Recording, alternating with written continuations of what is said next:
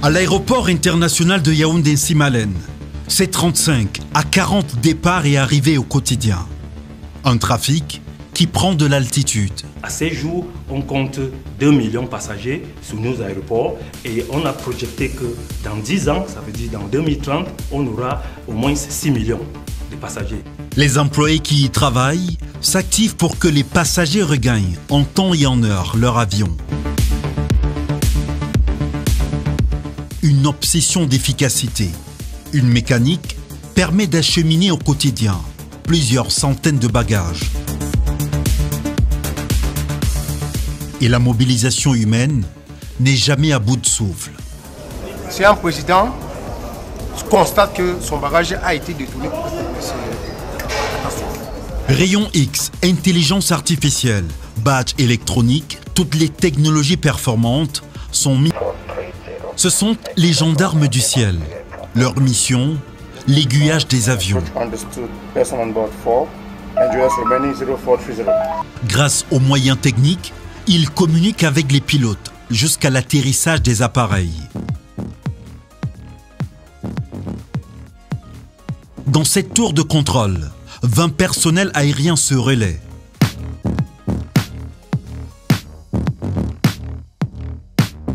Sur leurs écrans, les plans de vol, les équipements à bord et l'immatriculation de chaque aéronef. Ici, les facteurs météorologiques sont suivis de près.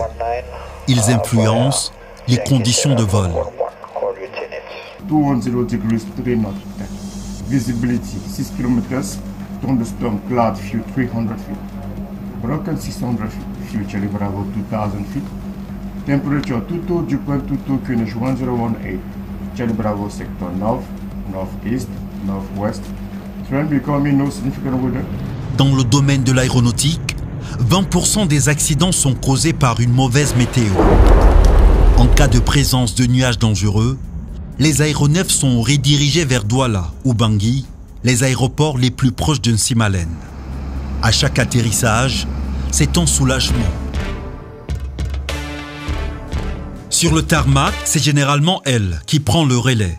Après la descente des passagers de l'appareil, Edwige effectue un tour d'avion pour s'assurer qu'il n'a subi aucune dégradation au cours de l'atterrissage ou pendant l'escale. Je suis satisfaite pour le tour avion. Maintenant, je vais voir avec le commandant les items différés parce qu'il y a des items qui sont permis. Je vais voir avec le commandant. Le commandant a sa licence qui est à jour. S'il a sa licence qui est à jour, parce que là-dedans, il y a l'équipage. Son scan n'est pas seulement visuel, il est aussi tactile. Quand il y a un problème, il y a des mesures qu'on prend. S'ils ont pris les mesures, ça va. Selon le manuel, selon leur manuel d'exploitation. S'ils ont pris les mesures en fonction de ce que le manuel dit, ça va. L'oiseau de fer et l'oiseau de plume ne font pas bon ménage. Les chocs se produisent très souvent pendant les manœuvres de décollage ou d'atterrissage. Moment particulièrement délicat pour les pilotes. Pour mieux maîtriser ce risque, les inspections permettent de signaler tout impact. Sur le 737 de Camerco, l'avion a eu un bird strike. Comme l'avion vient à toute vitesse, il a heurté un oiseau qui a cassé le steering box, la boîte de... le boîtier de commande, là où il y a les commandes, le boîtier qui cache ces commandes-là. Une inspection observée depuis ce lieu stratégique. Grâce aux 196 caméras, les opérateurs de vidéosurveillance scrutent l'ensemble de la plateforme. Bonjour, comment vous allez? Et le boulot, ça va? Vous avez procédé déjà au contrôle radio? Non, mon colonel, nous allons le faire tout à l'heure. Nous sommes encore en plein dans les rapports de prise de service. D'accord. J'ai donné une consigne particulière, celle de procéder à l'inspection filtrage systématique. La vidéosurveillance, pour nous, c'est l'œil de Dieu. Et rien n'échappe à cet œil de Dieu. Un visuel dans tous les compartiments de l'aéroport et c'est un outil qui nous permet non seulement d'appliquer scrupuleusement les mesures de sûreté dans tous nos postes et par tous nos personnels, mais c'est un atout supplémentaire en ce qui concerne la coordination de toutes les entités dans la mise en œuvre de ces mesures de sûreté. Un dispositif performant qui permet à ces agents d'être plus dans l'anticipation que dans l'action. Nous avons plusieurs missions, des missions techniques, à savoir le monitoring vidéo des opérations des postes ASU. Nous faisons la surveillance poste par poste. Nous contrôlons l'armement de chaque poste, la posture des agents, la propreté des postes et l'application des mesures de sûreté dans ces postes à travers nos caméras. À chaque fois qu'un agent n'applique pas les mesures conformément aux procédures d'exploitation normalisées, la vidéosurveillance premièrement rappelle à l'ordre cet agent. C'est ça qui est le monitoring des postes ASU. Nous effectuons également le monitoring électronique des accès. C'est plus technique. Dans ce volet, nous procédons au contrôle à distance des portes, l'activation des badges, le contrôle des alarmes. Donc à partir de nos postes, nous pouvons fermer toutes les portes de Simalène, les ouvrir, contrôler toutes les alarmes. Et nous avons un listing lorsque quelqu'un badge, de qui est en train de badger et où exactement. À partir de nos machines, nous ressortons complètement ces informations. La photo, le nom, le service, l'heure à laquelle il a badgé et sur quelle porte exactement. À l'aéroport de Yaoundé-Simalène, c'est un défi quotidien. Comment concilier sûreté et rapidité? Pour empêcher les actes de terrorisme et de malveillance, la plateforme s'est dotée d'un matériel de pointe. Pour prendre son avion, il faut assurément passer par le PIF, centralisé. Ici, nous procédons à l'inspection filtrage des passagers et de leurs bagages de cabine. Nous procédons également à l'inspection filtrage des personnes autres que les passagers et même des visiteurs, dans le but de prévenir toute menace. Grâce à l'association des équipements et du personnel, nous détectons dans les bagages de ces passagers tout ce que nous appelons articles réglementés, c'est-à-dire les articles qui ne sont pas autorisés à accéder dans des avions. Nous retirons ou nous demandons aux passagers de se débarrasser de tous ces articles réglementés et nous leur permettons de voyager en toute sécurité. C'est à ce poste où des articles tels que les armes à feu, tels que les objets contondants, tels que les objets tranchants, tels que toutes les menaces liées aux bombes et aux matières incendiaires sont détectées. Près de 90% de tout ce qui accède à l'avion passe par ce poste. Une quantité de 15,2 kg d'or a été saisie à ce poste même. Donc en plus des articles réglementés, nous faisons ce que nous appelons des découvertes incidentes. Ça peut être de l'or ou des autres matières précieuses. Ça peut être de la drogue, ça peut être de l'argent. Parce que certains montants d'argent doivent être déclarés pour être transportés. Alors quand les personnes ou les passagers ne disposent pas de toutes les autorisations, ces objets sont saisis et mis à la disposition des services compétents de l'État. Dans cette architecture, un plan de défense, d'action, de prévention et de gestion de crise. Le terrorisme, l'un des défis les plus importants que doit affronter l'aviation civile.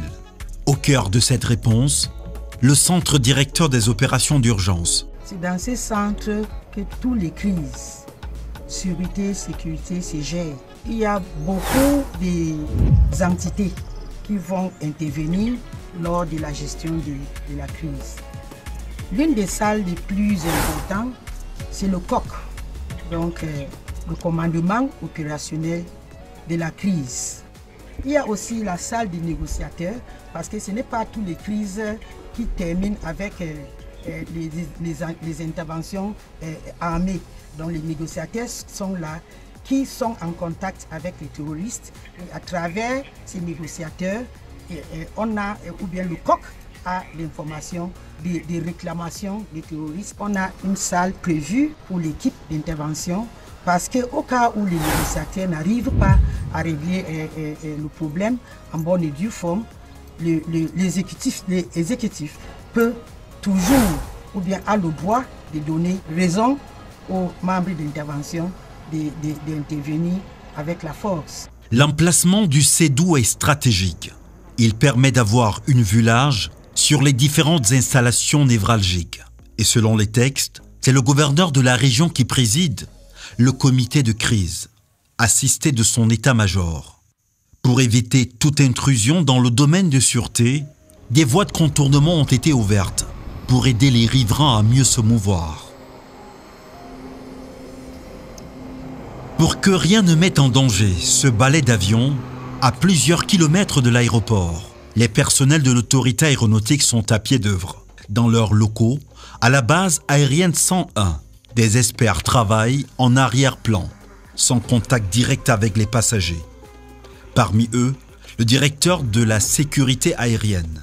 S'assurer de la certification de tous les maillons de la chaîne, c'est l'une de ses missions. Il y a une surveillance continue, ce qui permet de maintenir les conditions qui ont valu la certification, qu'on s'assure que ces conditions sont toujours maintenues. Même le personnel de supervision que nous sommes, des inspecteurs de la sécurité aérienne, en tant qu'inspecteurs et auxiliaires du procureur de la République, nous sommes également aussi audités et on doit également passer par un processus de certification et on doit maintenir également nos qualifications.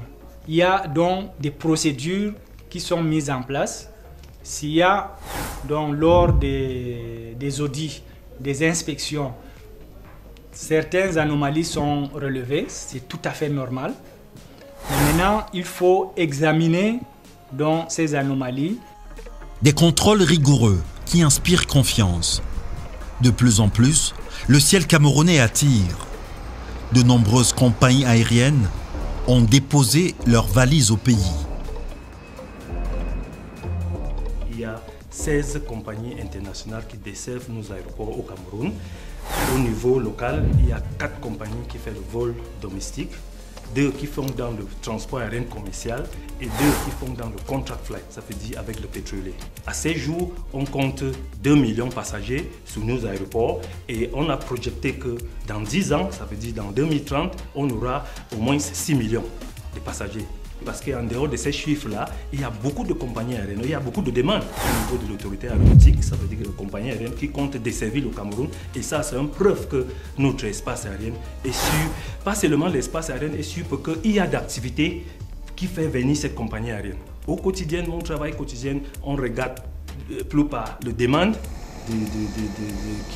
qui arrivent, les compagnies qui demandent l'autorisation pour desservir le Cameroun, soit interne, soit internationale, ou on regarde aussi le dossier de la supervision économique. La supervision économique, c'est l'une des activités que le DTA fait qui veut renforcer la surveillance économique autour de notre secteur du transport aérien. L'atteinte de ces objectifs passe par un personnel navigant de qualité. Des formations complètes aux différents métiers sont offertes dans cette école de l'autorité aéronautique. Elle fait rêver de nombreux Africains. Piloter leurs rêves est devenu une réalité.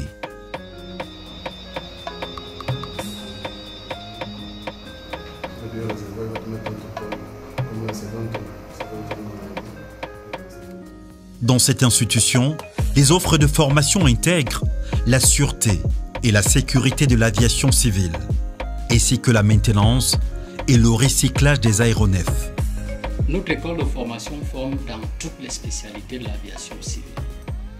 Précisément, nous offrons des formations continues de qualification pour les personnels de supervision de la sécurité de l'aviation civile, pour tout ce qui est service de la navigation aérienne, sécurité des vols, supervision économique de l'aviation civile. Et puis nous donnons des formations initiales pour nos agents opérationnels de sûreté de l'aviation civile. À côté de ça, nous offrons des formations pour les opérateurs ou alors les exploitants de l'aviation civile, tels que les ADC, la Société des aéroports du Cameroun, dans les exploitants d'aérodromes, les fournisseurs de services de navigation aérienne, les fournisseurs de services de sûreté de l'aviation civile. Notre école de formation est membre du réseau Trainer Plus de l'OACI. Donc c'est un réseau pour lequel l'adhésion est subordonnée au respect d'un certain nombre de standards élevés en matière d'offres de formation. Donc pour adhérer, il faut dire que pour adhérer à ces réseaux, nous avons dû subir un audit, une évaluation par des experts de l'aviation civile, une évaluation de nos installations, de nos outils pédagogiques, de notre personnel en termes de formation et de qualification de personnel de l'école, et un audit également de notre offre de formation. Donc c'est suite à cet audit très rigoureux que nous avons été admis au programme Trainer Plus. Cette école, qui a pour ambition d'être un centre d'excellence dans le domaine de l'aviation civile, active le levier des partenariats. Avec l'IATA, au travers de ce partenariat, nous avons des milliers de formations que nous pouvons délivrer, surtout pour le transport aérien. Et là, nous venons d'adhérer au programme de ACI International, c'est-à-dire Airport Council International, qui est l'organisme qui chapeaute tous les exploitants d'aérodromes dans le monde. Donc, au travers de ce partenariat, nous allons offrir toutes les formations liées à l'exploitation de l'aéroport. Le domaine de l'aviation civile est un domaine assez pointu, pour lequel, pour exercer, il faut avoir des licences ou des agréments. Donc, il faut pouvoir être opérationnel, c'est ça l'objectif. Et aujourd'hui, dans l'aviation civile, on parle de formation axée sur les compétences. On parle de competency-based approach. C'est-à-dire qu'à la fin de la formation, vous devez pouvoir faire quelque chose. Les embouteillages à l'horizon dans le ciel africain imposent aux différents pays de recruter et de former le personnel de l'aviation civile. Boeing, le géant américain, table sur une hausse africaine de 3,6% par an sur les 20 prochaines années et de nombreux emplois à pourvoir. 20 000 pilotes supplémentaires, 21 000 techniciens de maintenance et pas moins de 26 000 personnels navigants commerciaux d'ici 2040. Le Cameroun vole dans la bonne direction pour répondre à cette croissance projetée. L'inauguration officielle de l'école de formation de l'autorité aéronautique par le Premier ministre le 10 mai 2023 démontre la volonté du Cameroun de regagner le plein ciel. La Cameroun Civil Aviation Authority est un établissement public technique qui a pour principale mission, d'une part, la supervision de la sécurité et de la sûreté de l'aviation civile au Cameroun, la supervision économique de l'ensemble des activités aéronautiques, l'organisation et la gestion de l'espace aérien national en collaboration avec les autorités militaires compétentes. D'autre part, la gestion du patrimoine aéronautique, la planification du développement aéroportuaire en collaboration avec les autres administrations et organismes compétents, l'exploitation sécurisée et le développement des services et installations aéronautiques non concédées, la mise en œuvre des mesures de sûreté sur les aéroports, la coordination de la fourniture des services de recherche et sauvetage, et enfin la négociation et la gestion du portefeuille des accords signés par le Cameroun dans le domaine de l'aviation civile et le suivi des relations avec les organisations régionales et internationales. Dans le domaine de l'aviation civile, le Cameroun enregistre des progrès qui rassurent. Et les bonnes nouvelles viennent de son ciel. Le ciel camerounais est sûr. Nous avons vraiment œuvré ces dernières années pour la mise en place d'un système de contrôle, de supervision sûr. Nous avons été audités par l'OACI. On se retrouve parmi les États qui mettent en place, qui implémentent les normes internationales. Donc, ce qui revient à dire que le système camerounais est là. Nous disposons d'un pool des inspecteurs qui, au quotidien, sont en train de travailler.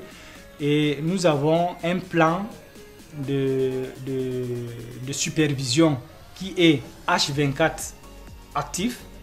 Et en même temps, nous tenons des réunions de sécurité parce qu'on a mis en place un système de retour d'informations.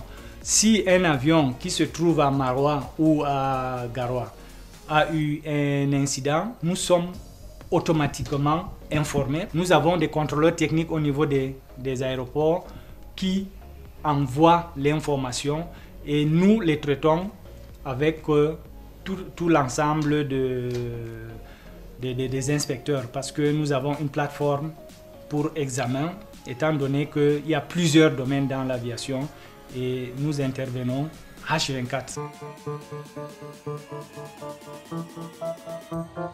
Sur cette plateforme, la sécurité et la sûreté sont une priorité.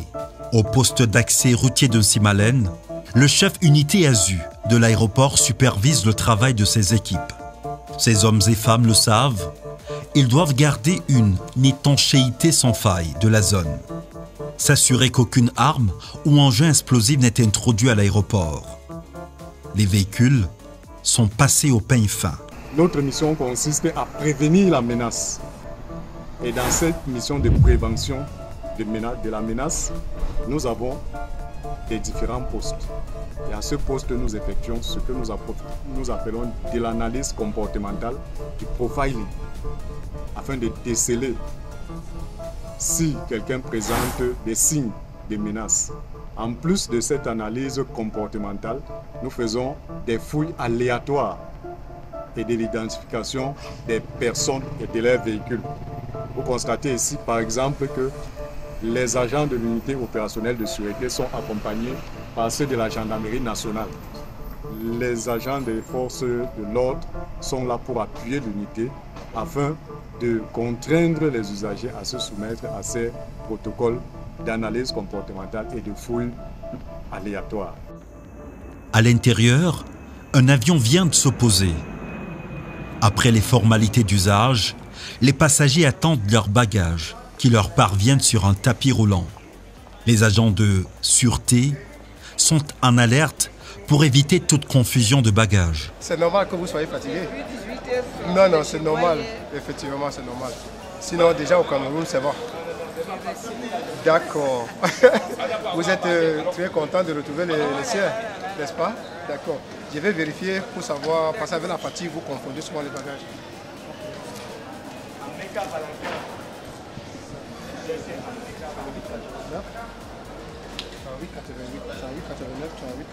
D'accord, merci ma mère.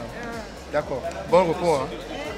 D'accord. Mon travail ici, à la salle d'arrivée, consiste à faire la réconciliation des bagages, c'est-à-dire vérifier si le bagage que le passager porte sur son chariot l'appartient vraiment.